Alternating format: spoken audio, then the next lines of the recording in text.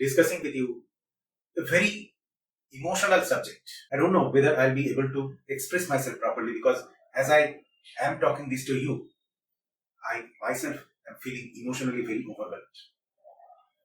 A few days back, one of my very close friends lost her mother.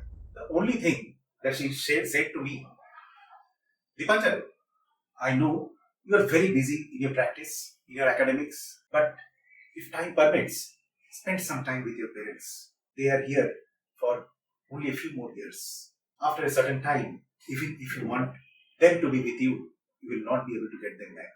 That day I realized what is the value of my time with my parents. When was the last time you had a conversation with your parents?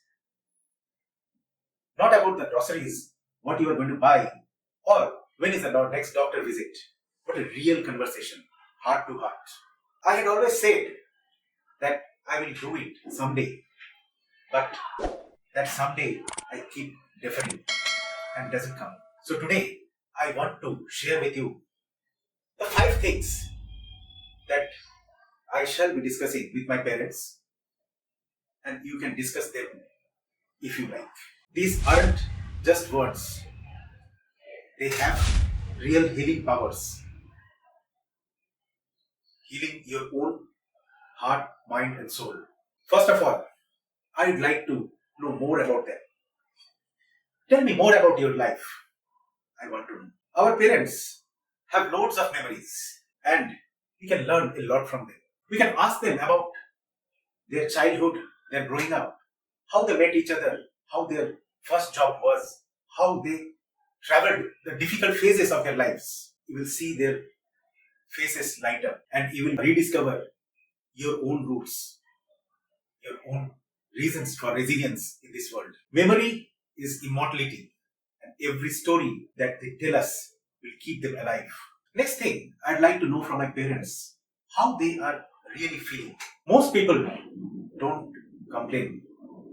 These elders, they think that if they complain about their pains, about their ill health, they become a burden to us, and they don't want it.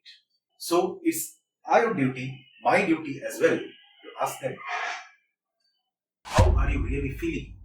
What are the problems that you are having? And patiently listen to them. We might uncover the deep loneliness, the feelings of anxiety, despair, and helplessness. It is not just the solutions that we provide. It is the ears, the patient hearing that they need. That is why our time with them is so much more important. Third thing that I would like to ask is that how are you planning your years ahead? In our younger days, we plan our studies, our career, our families, but we never plan our old age. And when we enter that age, we can't discuss it anymore. No one is really willing to hear. That is why we, as the children, it's our duty to ask them what are their wishes? What do they want to do in these silver years? Where do they want to travel? What do they want more in their lives? What is left of their bucket list? The fourth one is pretty difficult. I would like to ask them, how do you want us to remember you? Very, very emotional subject. Our parents have their values. They have had their lessons and they have carried us throughout these years. These are the stories of resilience which they can share. They are priceless. They are really a world of knowledge for us to travel across the troubled waters of life. And they would finally feel seen, heard, and understood. Finally, the fifth one, I would like to ask them, what makes you feel loved? It's a simple question, but there is no definite answer. They don't want money, they don't want power, but they want us to be with them. Our time, our caring, that's all that will make them feel cared for. We can't stop time, but we can fill that time with loads of memories, meaning, and moments together. If you are lucky enough, you have your parents, your grandparents with you.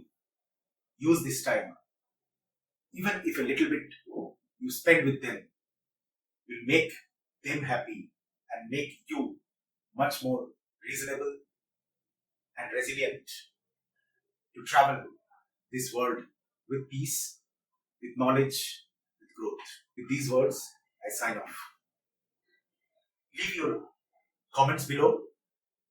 What more would you like to ask your parents? Let's share our thoughts.